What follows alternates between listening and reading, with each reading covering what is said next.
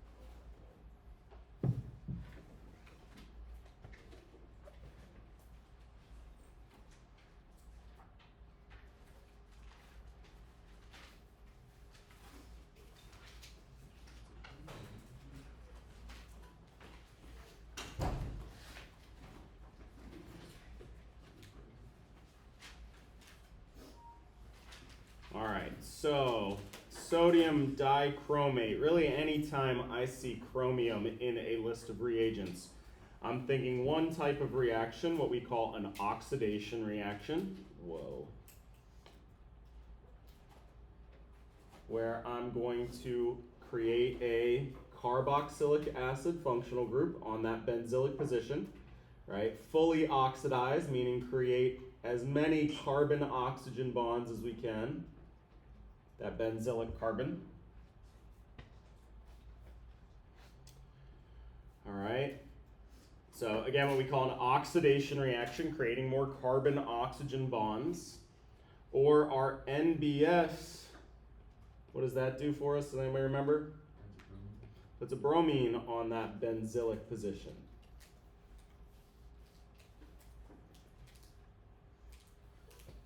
Okay. Cool. So we want to just remind ourselves of these two reactions, and now we want to think in the context of these electrophilic aromatic substitution reactions.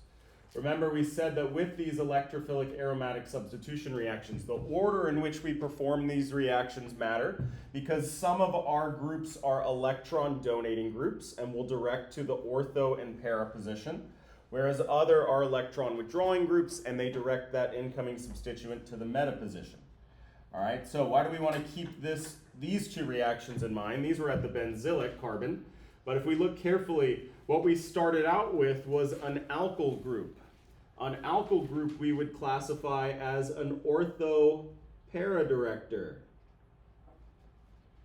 But as soon as I performed this oxidation reaction here, and I fully oxidized that carbon, now I have that electron withdrawing carbonyl group right next to the ring. So I converted my ortho-para director into now a meta-director. All right, so I swapped the behavior of that functional group, of that group on my ring, from being an ortho-para to a meta-director. So this is going to be something that's going to be helpful to keep in mind. We're going to have 4 reactions that we're going to talk about that will convert ortho-para into meta-directors. All right, these two will do that. We'll also cover 2 that do the reverse. Convert meta-directors into ortho-para directors. All right, so what we're going to do is just have a little list in our notes here of reactions that convert ortho-para to meta-directors or vice versa, because this is going to be something that's important to keep in mind when we start doing these electrophilic aromatic substitution reactions. My next example here. All right, so if we use NBS, we will stick a bromine on the ring. If instead we use an excess, a crap ton of that NBS, we won't just substitute off one of those hydrogens, we will fully brominate that carbon.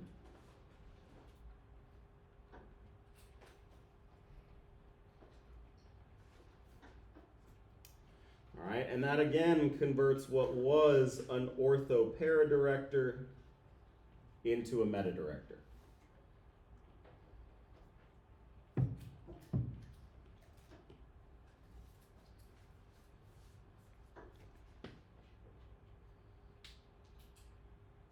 All right. We're going to introduce two new reagents here. These are going to be not oxidation but reduction reactions.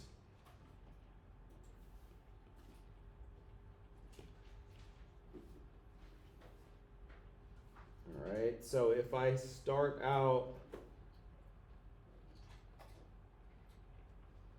with this ketone here, I have that carbonyl group next to the ring. We can reduce that carbonyl group using zinc, HCl, and heat, where we replace those carbon-oxygen bonds with carbon-hydrogen bonds.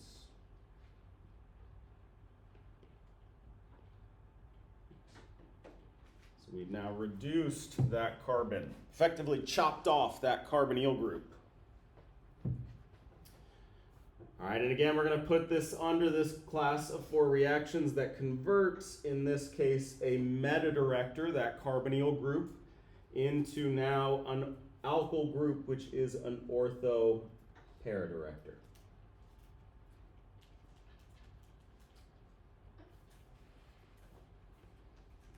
All right, and the last one is also a reduction reaction, but reducing a nitro group, that NO2.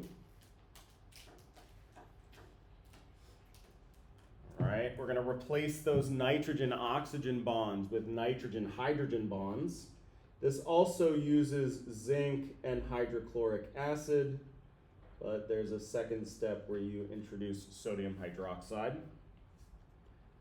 All right, and that'll convert our nitrobenzene into this thing here. We got a special name for this one. Does anybody remember? One of our fancy benzene derivatives here, aniline. All right, and importantly, aniline has a nitrogen with that lone pair directly next to the ring. So I converted what was my strong meta-director, that nitro group, into a strong ortho-para director, that amine group. Okay? So these 4 reactions here, they convert ortho-para directing groups into meta-directing groups or vice versa. All right? It's going to be something that's going to be important to consider, probably might make a little bit more sense next lecture when we start trying to design these synthesis pathways. All right? But for today, we're just going to keep in mind we got these 4 reactions here that will convert ortho-para into meta-directors. All right, so now let's take a look at a reaction.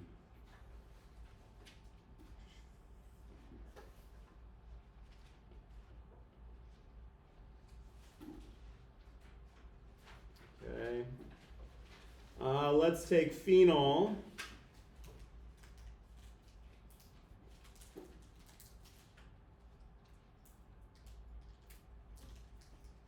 And we're going to treat this with chlorine and aluminum chloride.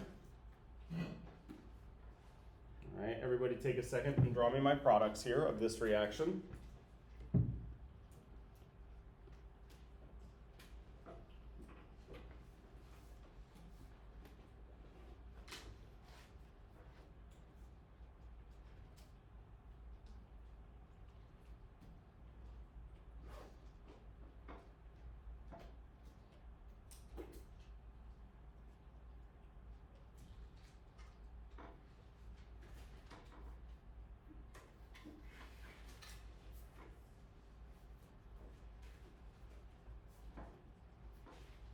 So step 1 is I got to figure out whether that hydroxyl group would be an ortho-para or meta-director.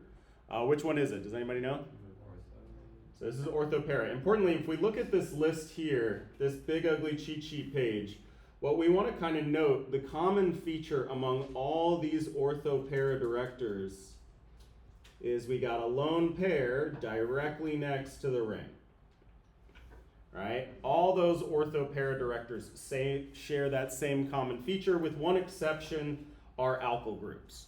So if we can remember lone pairs next to the ring or an alkyl group is an ortho para director, we'll be in good shape. None of our meta directors have any lone pairs directly next to that ring, right? So just one easy way to spy that particular category. And the fact that our phenol here, that hydroxyl group, is indeed an ortho para director. So I'm going to get two products. All right, I'm going to chlorinate that ortho position.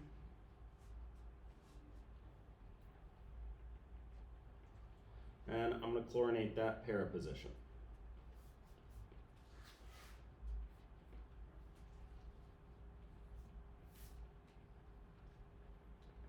Cool.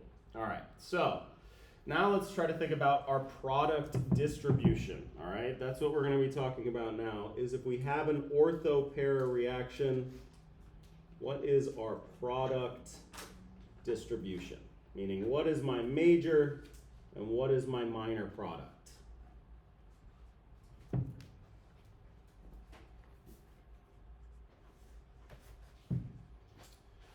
All right, so it turns out that if we were to do this particular reaction here, where we get our ortho and our para, in this case, your major product is that ortho product, about 66% ortho and about 33% para. All right, so you get twice as much ortho product as you get para product in this reaction. All right, so why might that be?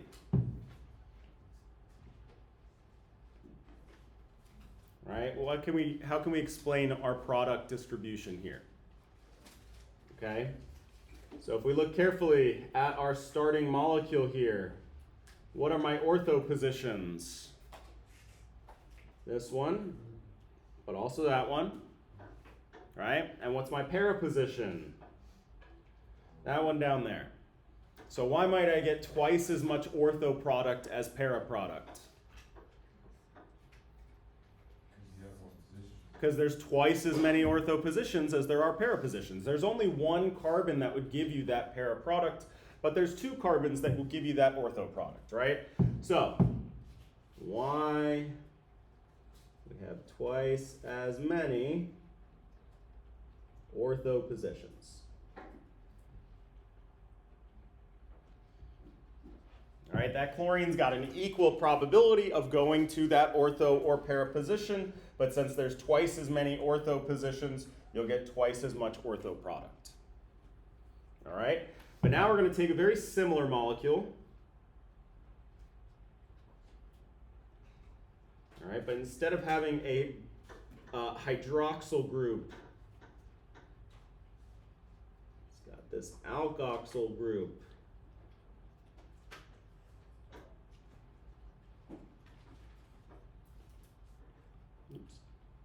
If we perform our same reaction,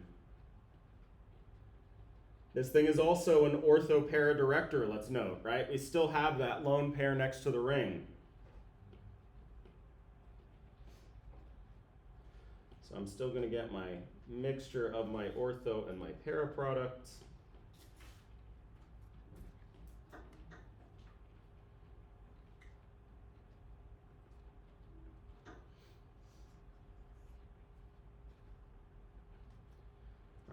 But now my major product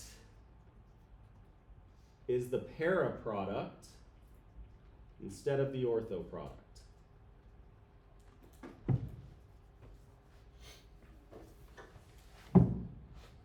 So we still got twice as many ortho positions. So why would my para product be my major product for this particular case? So balanced, there's like a particular word that we would say, and that is accessibility, right? How accessible is that carbon? In order for something to react, it's got to be able to get there, right? And what we have is we have this big bulky group playing goalie, kind of preventing anything incoming from making its way to those ortho positions. Because I drew it like this static straight line, right? But remember, these things are flailing about in solution. They're rotating about all their single bonds at once. So these things just sitting here torpedoing around, preventing those chlorines from accessing that ortho position, right? So we got these two factors that we would think about. One is that we have more ortho positions than we do para positions. But when we have a big bulky group, we have what we call steric hindrance of that ortho position. Right? And since that ortho position is sterically hindered, that implies that the para position is more accessible.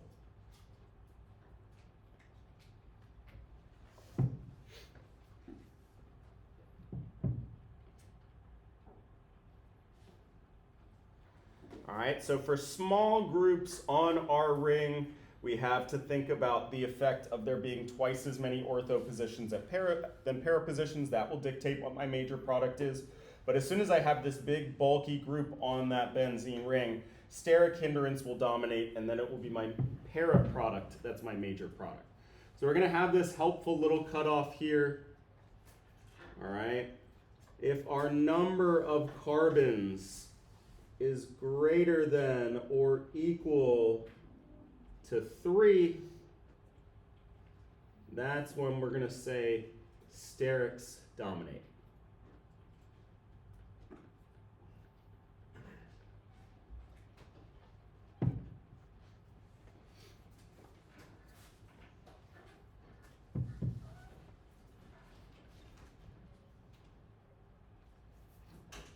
Okay, cool.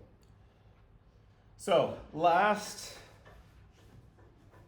category of reactions here. We spent a long time talking about these electrophilic aromatic substitution reactions. The last reactions that we're going to cover for these benzene derivatives are instead nucleophilic aromatic substitution reactions.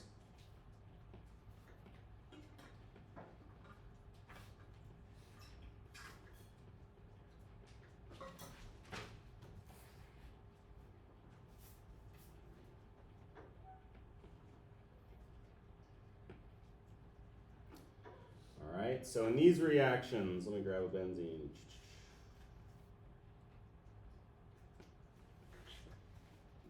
Okay, we can't start off with just a naked benzene ring. We're going to see that there has to be these groups on there. So instead, we're going to start with nitrobenzene.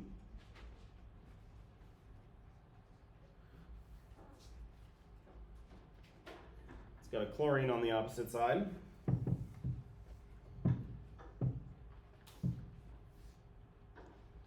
Right. If we react these molecules with some nucleophile, that nucleophile will replace that halogen.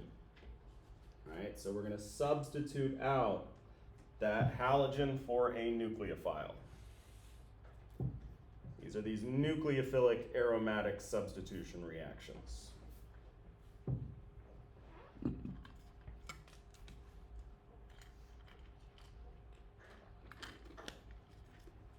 Okay, so not all molecules will undergo nucleophilic aromatic substitution.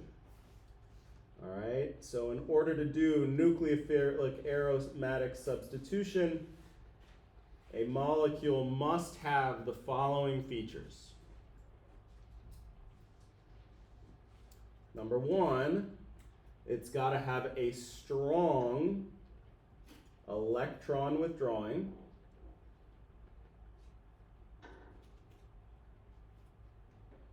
AKA meta-directing.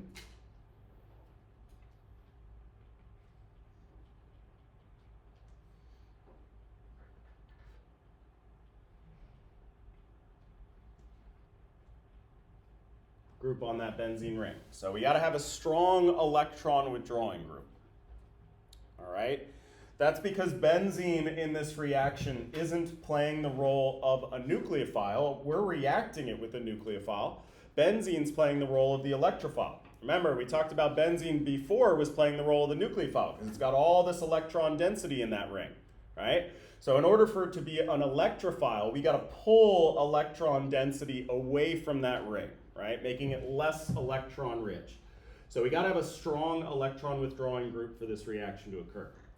Not only do we have to have a strong electron withdrawing group, we also need a good leaving group, aka a halogen, because that halogen is what's being replaced by that nucleophile, right? So we also need a halogen on that ring to play the role of our leaving group. And not only do we have to have a halogen, but it has to specifically be in the ortho or para position.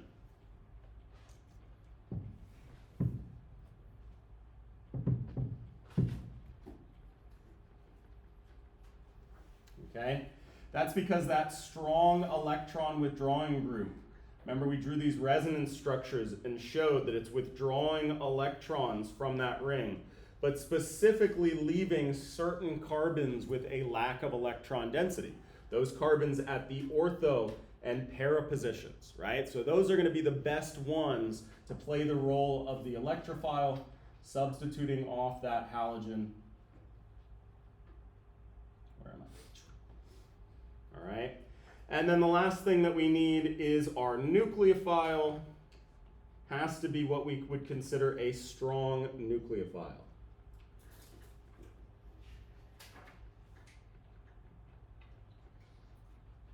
All right, even with all those extra features, even with the electron withdrawing group and that good leaving group in that specific position, benzene's still not a great electrophile. So in order for this reaction to occur, the nucleophile that we use has to be pretty good. All right, a strong nucleophile. So these three components, our electron withdrawing group, our leaving group in the ortho-para position, and our strong nucleophile. We got to have all these three ingredients in order for these nucleophilic aromatic substitution reactions to occur. Okay? Cool. So, nucleophiles. Spent a lot of time talking about them, but let's just kind of make them the star of the show here for a second.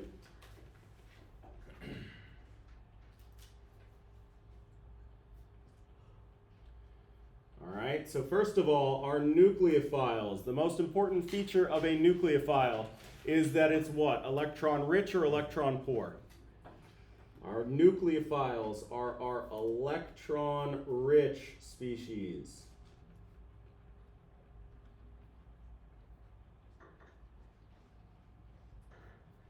All right, so let's look at our strong nucleophiles. All right, and we see certain atoms playing the role of the nucleophile very frequently because these atoms are good at holding electron density, at being electron rich. All right, so one of them is oxygen.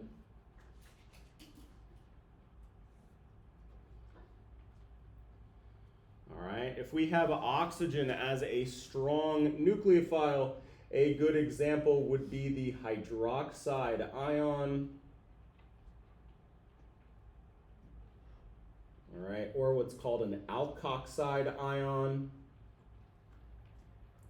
You'll hear this word thrown around a lot, so let's just kind of put it down. It's got an alkyl group on there, so it's an alkoxide ion as opposed to a hydroxide ion with a hydrogen on there.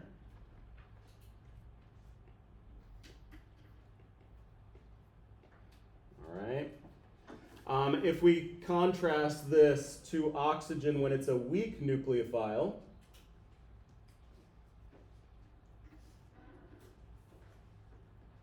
right, oxygen can also be a weak nucleophile. So for example, water or a alcohol.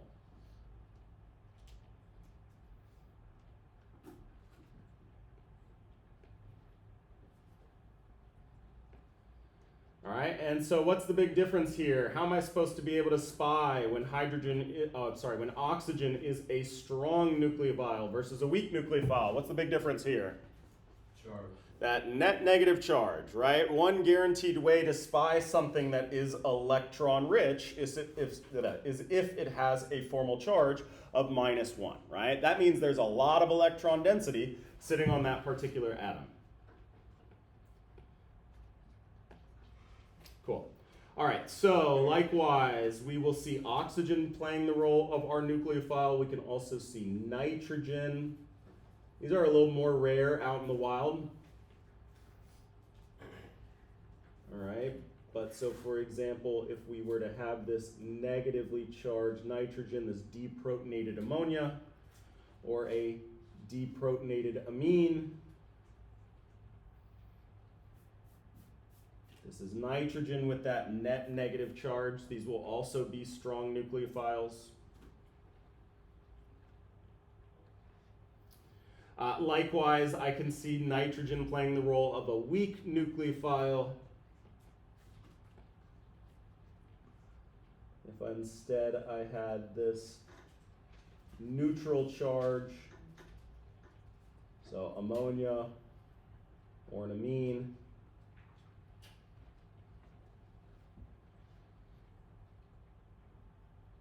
okay. More rarely, but I guess not necessarily rarely, but only in specific situations do we see carbon having a net negative charge. Carbons are incredibly hard to deprotonate except in some specific cases, like if it's stabilized by this triple bond with nitrogen. So these cyanide ions are an example of carbon playing the role of a nucleophile. All right, you can also deprotonate an sp3 hybridized carbon in an alkyne. So a terminal alkyne, you can pull that hydrogen off, leaving you with a good carbon nucleophile.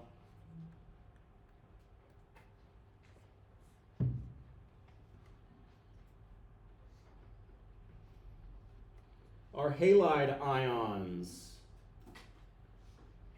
chlorine, bromine, iodide.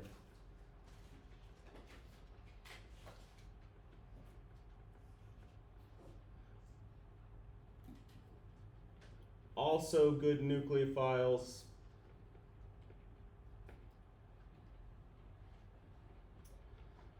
And then lastly, one atom that's actually particularly good at being a nucleophile is sulfur.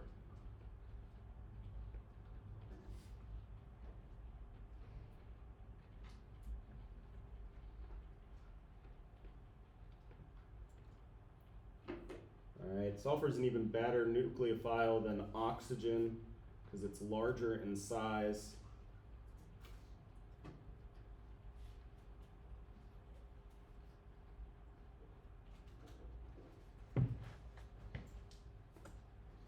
All right, so again, our strong nucleophiles here share this common feature. They have this net negative charge. All right, with one little caveat here. All right, all these examples indeed have that net negative charge. Sulfur is an exception where even when it's neutral, it's still a pretty dang good nucleophile. It truthfully sits in the middle of this strong and weak designation, but we're going to lump it together with our strong nucleophiles here. So sulfur is our exception. Even when neutral, is still a good nucleophile.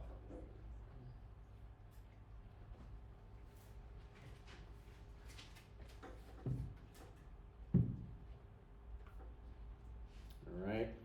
Our weak nucleophiles then would be our neutral oxygens and nitrogens. Notice how I did not make a category for neutral carbons down here as well, because carbon does not have any lone pairs when it's neutral. So it can't play the role of a nucleophile as a neutral molecule. All right, so any one of these here, I could react with a molecule as long as it's got that strong electron withdrawing group, and that good leaving group in the ortho pair position. And that would swap out that halogen for that good nucleophile. All right? Cool. Okay, so we learned a lot of different reactions in this chapter. Now we're going to start kind of putting them together. We got a preview of this last lecture, and we're going to kind of break this into two chunks here. The first part is going to be following these reactions.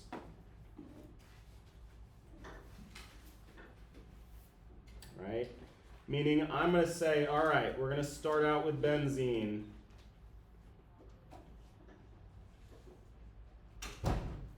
And I'm going to give you a list of reagents in a particular order.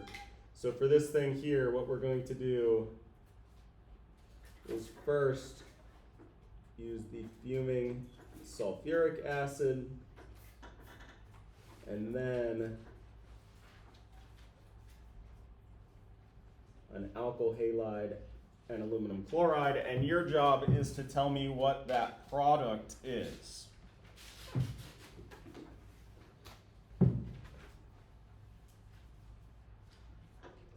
All right, so I'm going to put two of them down here, and y'all are going to take a second and fill in what the product of these reactions are.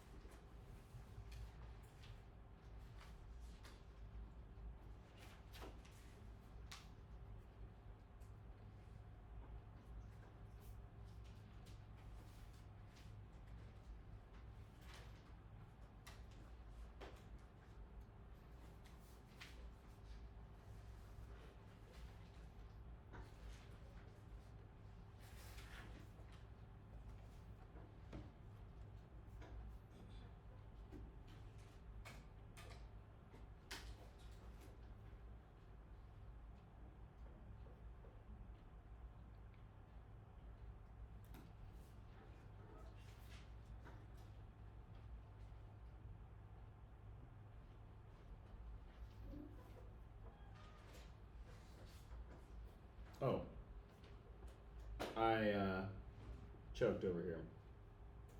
Bromine and nitric acid doesn't do anything. It's bromine and aluminum bromide. My bad.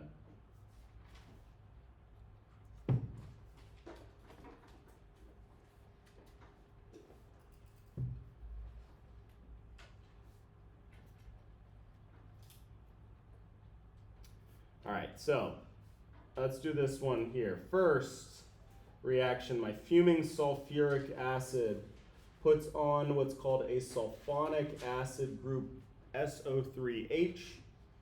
If we want to draw out the full Lewis structure of this group here, might help us see whether it's orthopara or metadirecting, whether it's electron donating or withdrawing. All right, so that's my sulfonic acid group there. And we can see that they got no lone pairs right next to the ring. Instead, we have this sulfur-oxygen double bond, much like a carbon-oxygen double bond is an electron withdrawing group. So this is a metadirector on that ring. So I need to put my incoming substituent on that ring. All right. Specifically, we have these Friedel-Crafts alkylation reactions. So I'm going to put this 3-carbon alkyl group on my ring. Remember, for those Friedel-Crafts alkylation reactions, we have that carbocation intermediate. So we got to watch out for any hydride or methyl shifts. In this case, I'm okay because it's already on that more substituted carbon, but that's a consequence of those reactions we got to think about. All right. And so this would be my only product here, having that alkyl group in that meta position. All right. So I did my 2 electrophilic aromatic substitution reactions, but I had to consider the order. And my first reaction put a meta director on that ring, which is why I have my meta product here. Okay. As I had mentioned, this second reaction here is a Friedel-Crafts alkylation reaction. I feel like a lot of students treat these like names of the reactions as like an extra piece of information I'm not trying to have to deal with, right? It's like, that just seems like too much to fit into my brain. Importantly, I think knowing the names of the reactions actually helps me remember them, because my brain works by putting things into little categories, right? That's how everybody's brain works. And if you have a little name for what that little box is in your brain, it just helps keep everything nice and contained in there. So I feel like it gets treated as like an extra piece of information. I'm just gonna like let go in one ear and out the other because I don't want to have to remember anymore, but it will actually help you remember those reactions better. All right? So you'll hear me say it anyways, just something to think about when you're studying. Okay, so now I'm going to do this set here, that first reaction. It's going to put a bromine on the ring.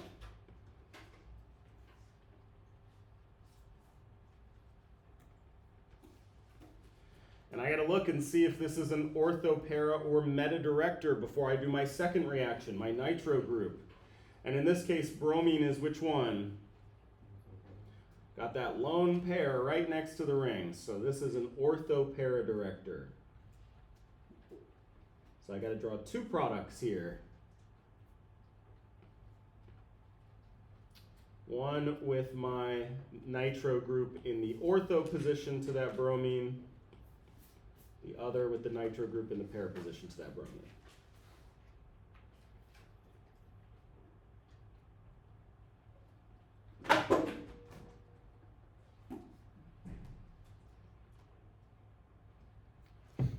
Okay, so I would get a mixture of these 2 products. I could even ask you which one's the major product, and in this case, because we got this small substituent here, it would be my ortho, right, my more ortho positions. The other thing is I want to kind of note how I drew this here. I kind of went out of my way to make sure that it's the nitrogen that's connected to that bond there. What would be incorrect is if you put NO2 like that. That would get you some points knocked off on an exam. Because importantly, the oxygen is not what is bonded to that group. In fact, if you were going to try to do it in a straight line right there, you would say O2N to make sure that you're putting that nitro group, rather than nitrogen, on the ring. Similar to if I was doing like phenol up here, you can't have that, you can't draw it like that, right? The bond isn't to the H, it's to the oxygen. So same sort of thing, when people are doing these condensed formulas for their functional groups, make sure you're connecting them to your molecule correctly, all right? Just kind of something to be aware of. Okay, and then if we look at these 2 products carefully, let's note that we have a strong electron withdrawing group, and we have this good leaving group that's located in either the ortho or para positions. So these are candidates for those nucleophilic aromatic substitution reactions. They have our 2 things that we need for our molecule to have.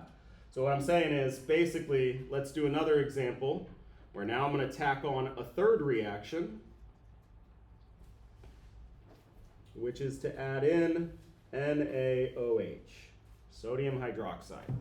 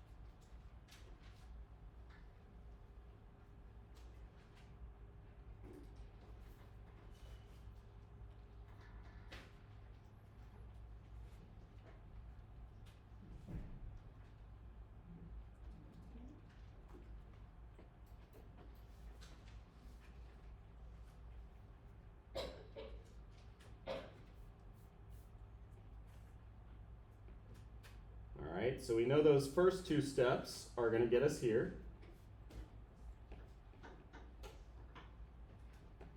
So what's that last step? What's that sodium hydroxide doing for us? Okay, so first of all, whenever I see sodium in a reagent, the first thing that I do in my mind's eye is get rid of it and replace it with a minus sign. Okay, the sodium in organic chemistry is never doing anything. It's never involved in any organic reaction ever. All it's doing is playing the role of a counter ion or a spectator ion in that mixture, right? So when I see sodium hydroxide, I know that the sodium isn't doing anything and my reagent is really that hydroxide ion. You just can't buy hydroxide ions, right? You can't get a beaker of hydroxide ion. There's got to be a counter ion in there. So importantly, all of our strong nucleophiles here with their net negative charge, you wouldn't actually find them with that net negative charge. You wouldn't buy them like that from your reagent list, right? Or rather, you wouldn't go to the stockroom and be able to find just a chloride ion. It's always going to be paired with a counter ion. Sodium's by far the most common, sometimes potassium, all right? But point being, when I see that reagent list, I know that that sodium isn't doing anything. I'm going to erase it and put a minus sign there, okay? And just something that's important to keep in mind, because all of those, so for example, if I had an alkoxide ion, that's how I would buy it. If I had a cyanide ion, that's how I would buy it, right? So all of my nucleophiles, my strong nucleophiles in your reagent list, they're going to be paired with some counter ion. So in this case here, it's the sodium hydroxide. The hydroxide is really what I care about. And hydroxide is a strong base, but also a strong nucleophile. So I can have these nucleophilic aromatic substitution reactions where I'm replacing that halogen, that good leaving group, with that hydroxyl group. All right, so this would be an example of our nucleophilic aromatic substitution reactions. These first two molecules here, they created, our first two reactions created these good candidates for nucleophilic aromatic substitution. They had those important features of that strong electron withdrawing group and that halogen located in the ortho or para position. So if I do those two reactions and then hit it with some strong nucleophile, I'll get that substitution of my halogen for that nucleophile. All right? Cool. One more to kind of leave with here.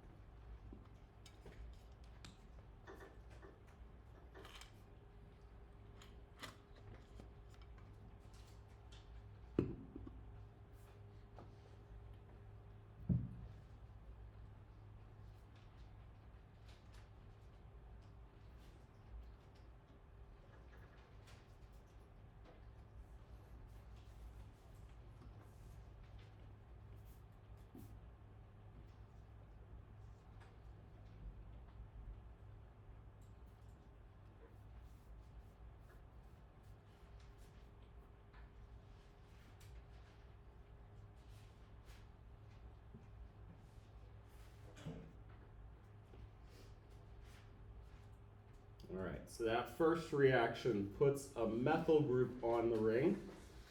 But that second reaction is not an electrophilic aromatic substitution reaction. It's one of our reactions at the benzylic position, or importantly, as we listed today, are reactions that will convert an orthopara to a meta-director, in this case by oxidizing that benzylic carbon to a carboxylic acid group, right? So we can throw those reactions in the mix here as well. And then we're not adding anything to the ring, but rather changing one of those groups, in this case, from an alkyl group into a carboxylic acid group.